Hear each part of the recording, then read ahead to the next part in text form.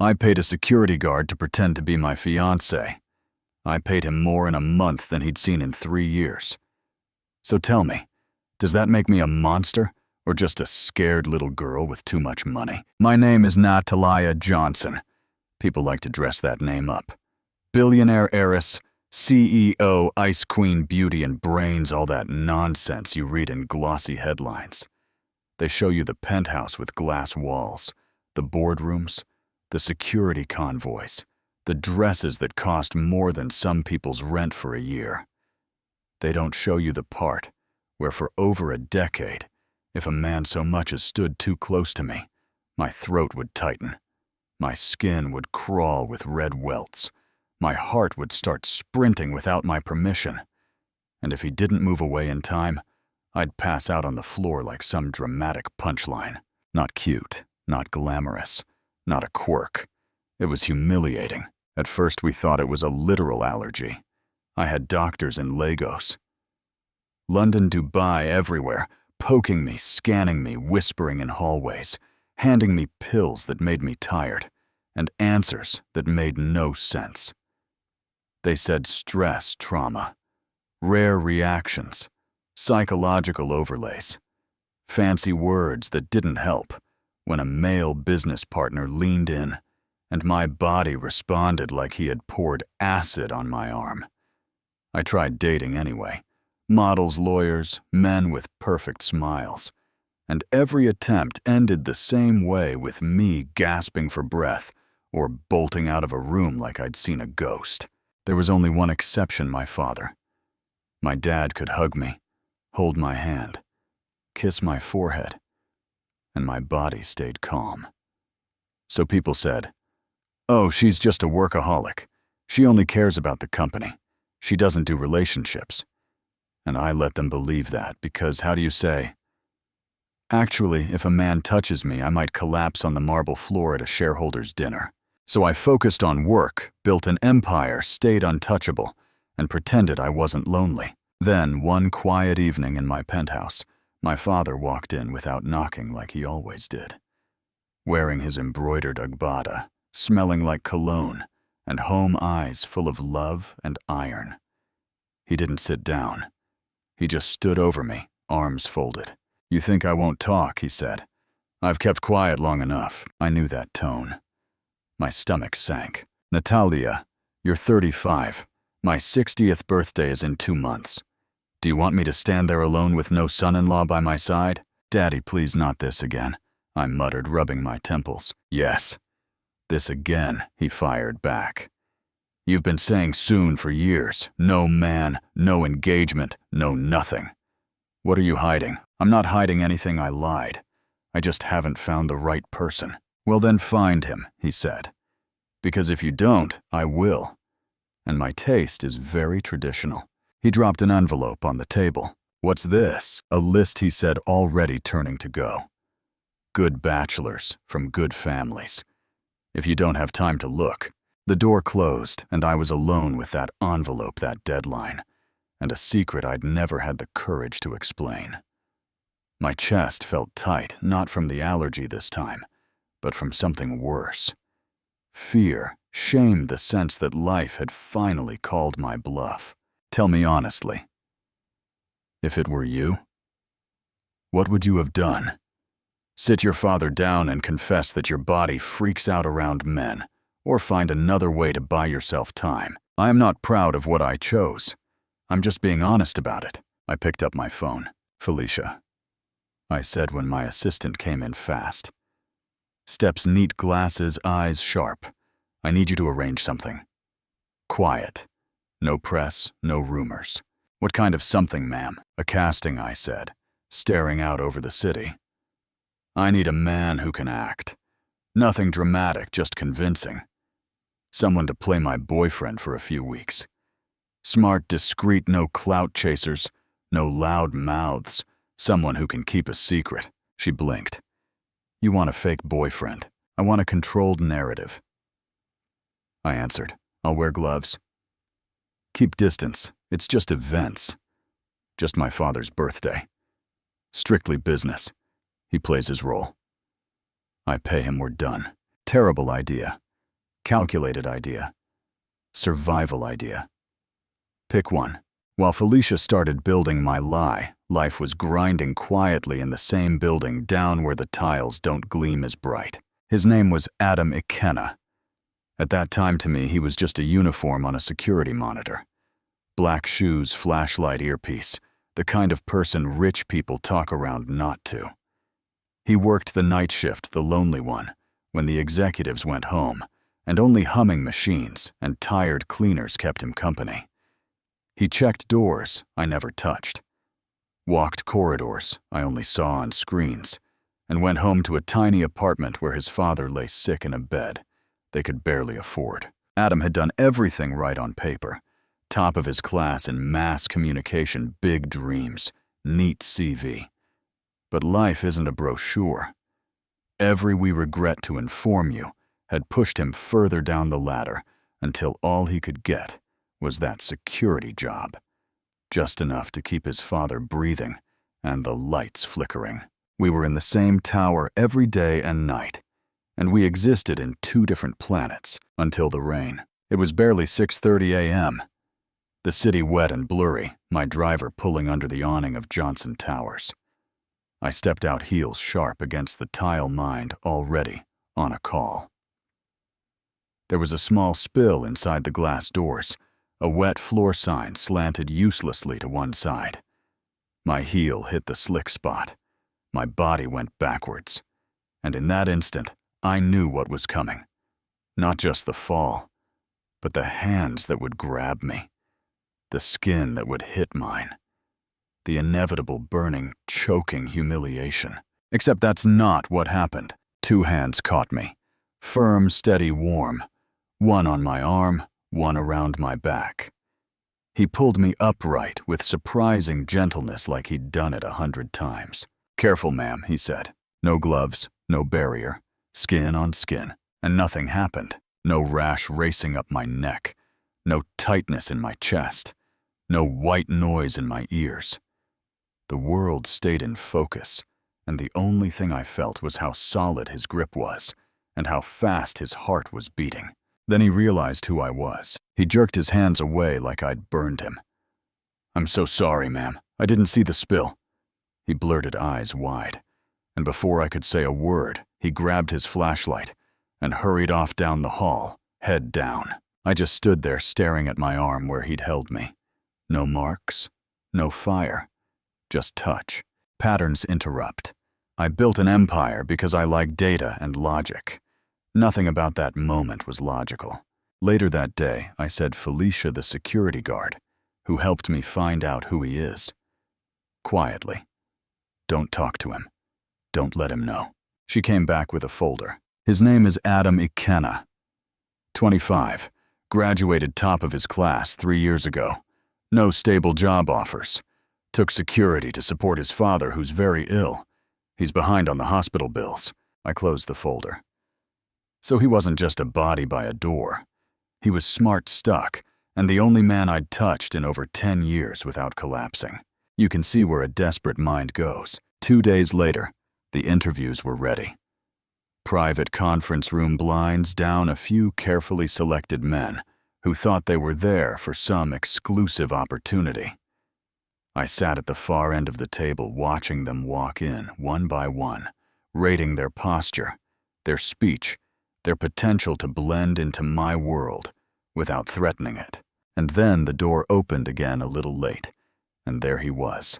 Adam, slightly out of breath, shirt tucked, but wrinkled, holding a worn-out CV like it was his passport. His eyes scanned the room. "I'm sorry," he said. "I came for the broadcast assistant interview. I overheard some staff talking about it. I wasn't sure it was official, but I thought I'd try." Felicia looked at me confused. There was no broadcast assistant interview, not really, but all I saw was the man who caught me. The calm in his hands, the story in that folder, the way my body had stayed quiet around him. I made a choice. "Mr. Adam," I said, gesturing for him to sit. "I actually have a different opportunity for you." I told him the number, 400,000 a month. I told him accommodation benefits. I told him he would stand beside me at my father's birthday, and a few key events, and play the role of my boyfriend. No intimacy, no funny ideas, strict rules, just a script. At first he thought he'd misheard. "You want to pay me," he said slowly. "To pretend to be your boyfriend?" "Yes," I answered, keeping my voice even. "It's a business arrangement." He stood up so fast his chair scraped.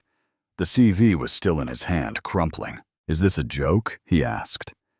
"Because I walked in here with wrinkled trousers and a bent file, you figured I'd sell myself. You see security guard and think toy." "That's not what I said," I replied. But it didn't matter. "Being poor doesn't mean I don't have dignity," he said. Voice tight, eyes bright with hurt. "Being rich doesn't give you the right to turn people into props." And he walked out. You know what I mean when I say sometimes the truth comes from the last person you expected to call you out, yeah? That happened. I told myself it was fine. There were other candidates. But that night, lying awake, all I could see was his face when he said props.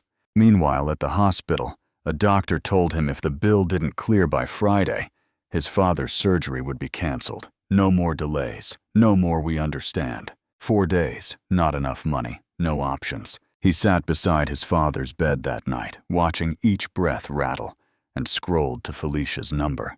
I wasn't there, but I've imagined that moment. The weight of it. Just for a few weeks, he whispered to himself.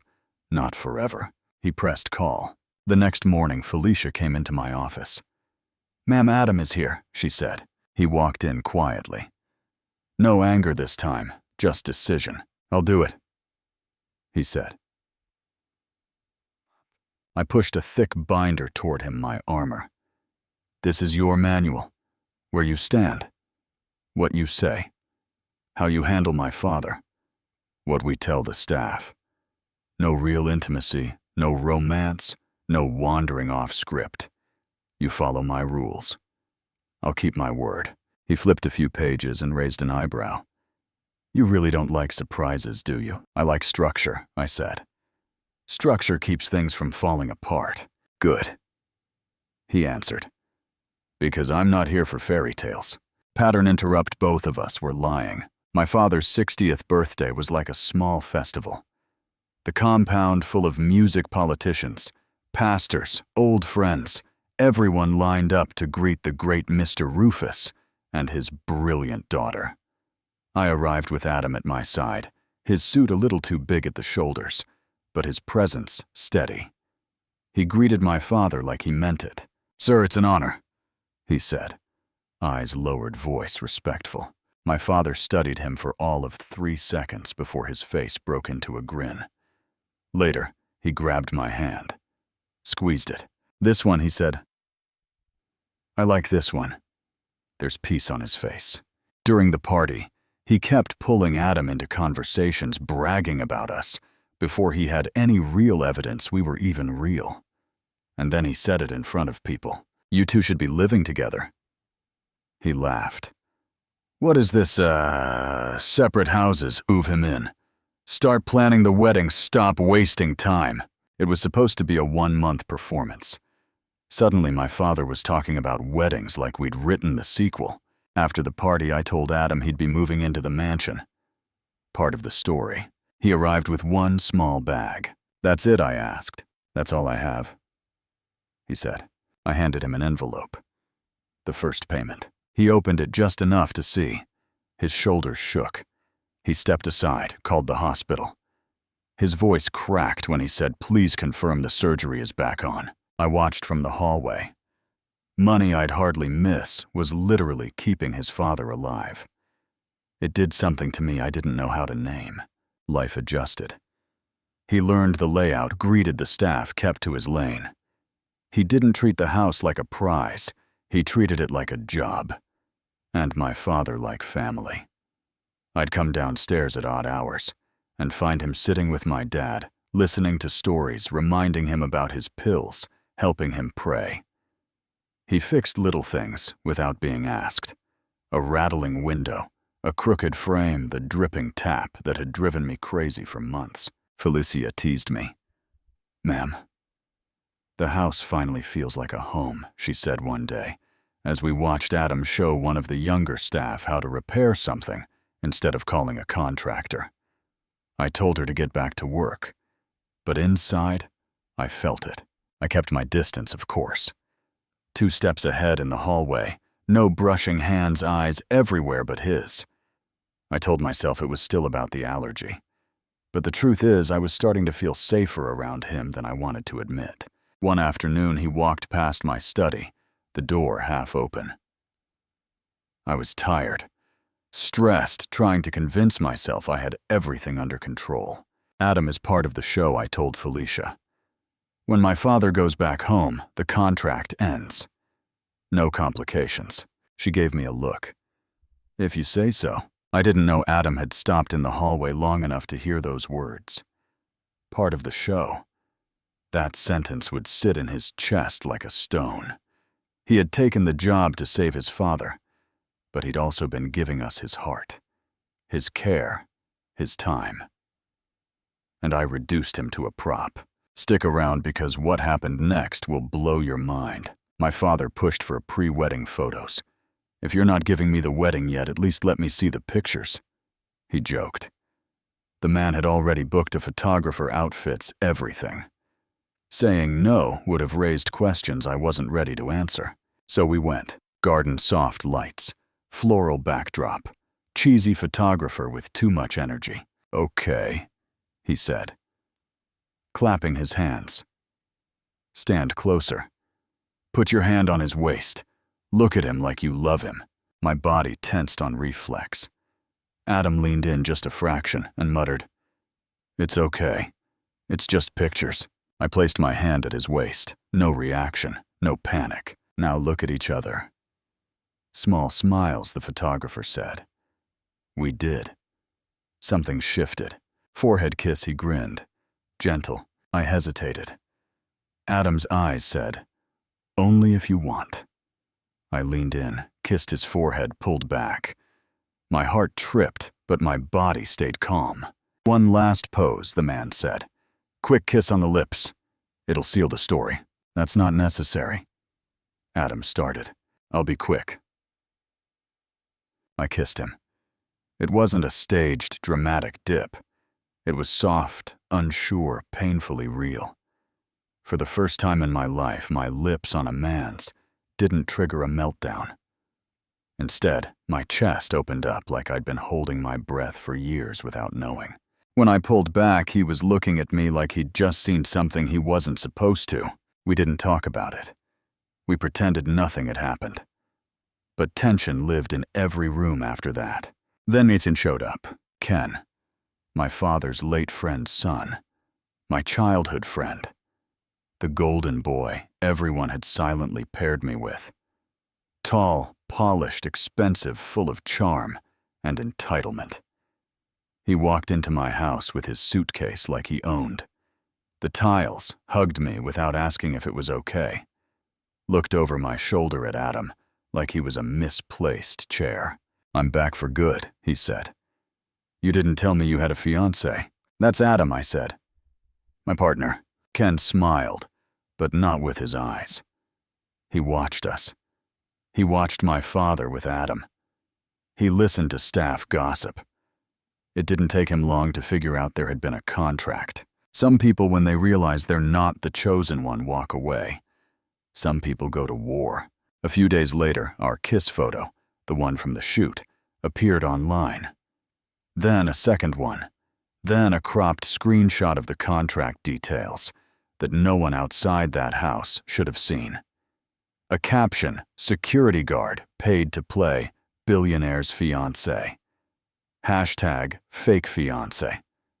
Comment after comment calling him a scammer, a gold digger, an actor playing the long game. I remember opening my phone, seeing his name trending for all the wrong reasons, feeling like the air had been sucked out of the room. Adam saw it too.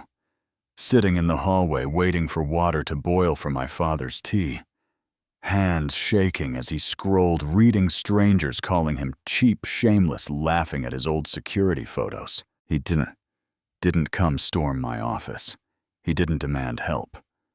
He quietly went upstairs, packed his small bag, left the envelope with his second payment on the dresser untouched, and walked out the gate.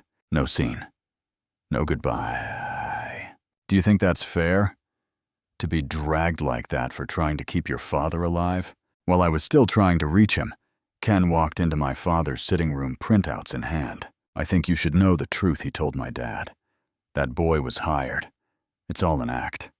He's not good enough for her. My father listened. Red leaned back and smiled, this tired, amused smile. I knew from the beginning, he said. Ken blinked. You what? I knew it was an arrangement, my father said calmly.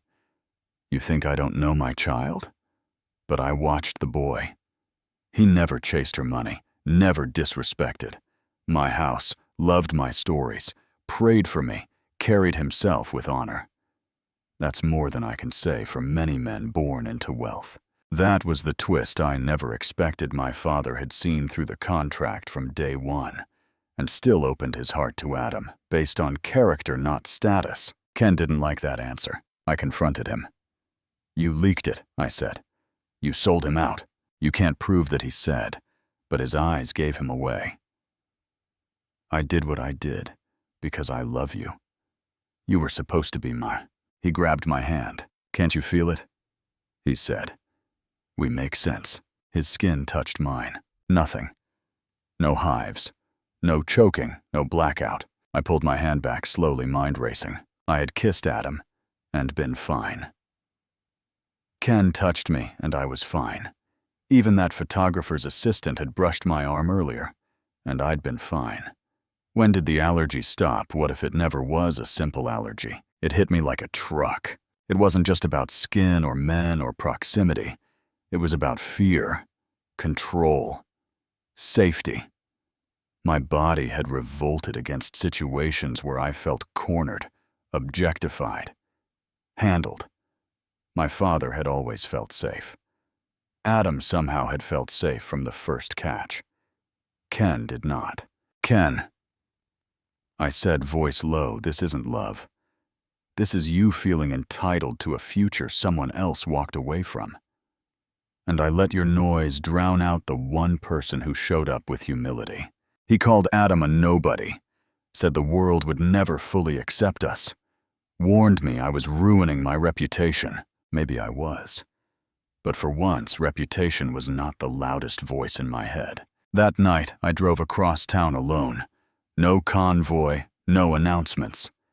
Felicia had slipped me Adam's address earlier, and I had ignored it. Not anymore. The neighborhood was everything my world wasn't.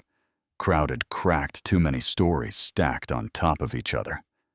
Kids playing in slippers. Two big women. Cooking by open doors, men fixing things on the sidewalk. People stared when my car pulled up. I got out anyway. Through the open gate, I saw Adam in a dim room, sitting on the floor beside his father's bed, fanning him gently with a piece of cardboard. No cameras, no audience. Just a son loving his father.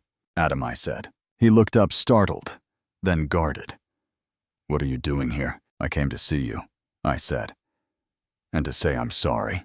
He laughed once, no humor. You came all the way from your mansion to what? Clear your conscience. You see how I live. Now feel better about paying me. That's not why I'm here, I said louder. So the neighbors who were definitely listening could hear me. I'm here because I let them drag your name while I hid. I'm here because I told myself you were just part of a show when you were the only real thing I'd had in a long time. I stepped closer. I know you took the deal for your father, not for my bank account, I said. I know you walked away from the money when it cost you your pride. And I know I failed to protect you. He shook his head, eyes burning. I signed the contract. I knew what it was. You don't owe me anything. Maybe not on paper, I said. But I owe you the truth. The courtyard was full now, people at doors, on steps, phones up. So I said it. I used to think I was allergic to men, I told him. But the truth is, I was allergic to fear and control and being lied to. You never once tried to own me. You just showed up, did your job, cared for my father, and went back to your life. You grounded me when I didn't even know I needed it. I took a breath. I fell in love with you, Adam, I said. And I was too proud, too scared, and too broken to admit it before the world turned you into a headline. That's on me, not you. A woman in the back whispered, Jesus. A kid muttered, no way. Someone was definitely live streaming. If it were you. I turned slightly, speaking to whoever was watching. Would you let pride win? Or would you come out here and say what you should have said months ago? I looked back at him. I'm not here to hire you, I said. I'm here to ask if you'll come home with me. Not as my fake fiancé, not as an employee, but as the man I choose, knowing exactly where you come from and exactly who you are. He stared at me like I'd lost my mind. You're crazy, he said softly. I know, I answered, but I'm done being scared. He dropped the fan, closed the space between us, and pulled me into his arms. For once, there were cameras, and I didn't care. For once, people were deciding what to type, and I didn't care. At that moment, it was just me and him, and a choice we were both making with our eyes open. 2 days later, my father opened the mansion door himself when Adam came back. My son, he said, hugging him. Welcome home. This time, no contract. We sat down together, the three of us, and it felt like something that made sense. Later in the garden where we'd faked our love, I stood in front of Adam holding a small box. No stylist, no PR, no script. You came into my life because I tried to control a story I told him. Instead, you rewrote it. So I'm gonna ask this plain. Do you want to turn fake into real? He laughed, that quiet, disbelieving laugh of his, nodded, and said yes. The wedding wasn't a fairy tale for Instagram. It was pretty sure, but it was honest. My father cried openly. Felicia looked smug. Adam looked like the same man I'd met with a flashlight in his hand, just standing a little taller. Ken sent a letter from abroad. No threats, no drama. Just, I thought love goes to the one who waits the longest, but maybe it goes to the one who sees the deepest. I wish you both well. Months later, Adam started the Hope Foundation.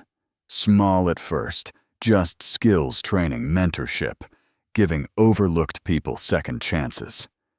He hired guys who used to stand where he stood, guards and clerks, and kids with good grades and bad luck, showing them they weren't props unless they agreed to be. One morning, I walked into our kitchen, dropped a pregnancy test next to his coffee, watched his face as he read the result. He laughed so loud my father shouted from the hall. I knew it.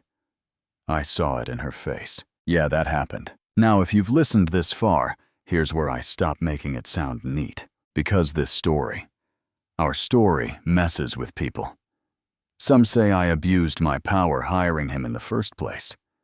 Some say he used me by accepting.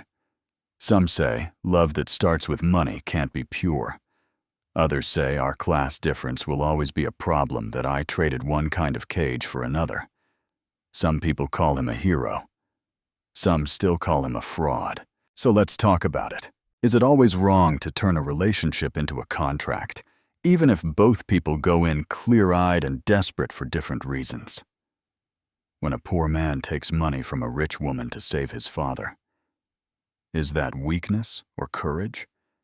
When a woman with trauma uses control to survive, is she cruel?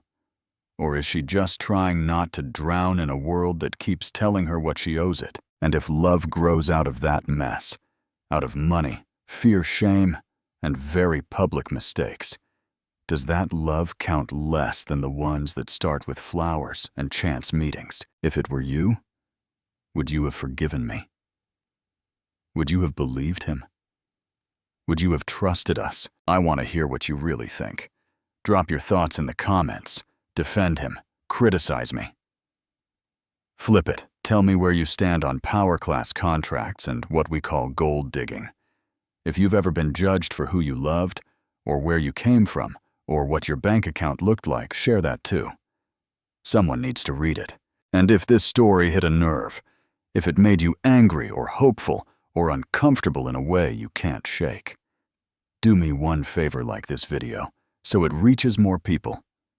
Share it with someone who thinks they're too broken, or too small, or too out of their league to be loved for real, and subscribe. If you want more stories that don't shy away from the messy parts, because sometimes the mess is where the truth lives, and sometimes the role you were paid to play is the only thing honest enough to show you who you really are.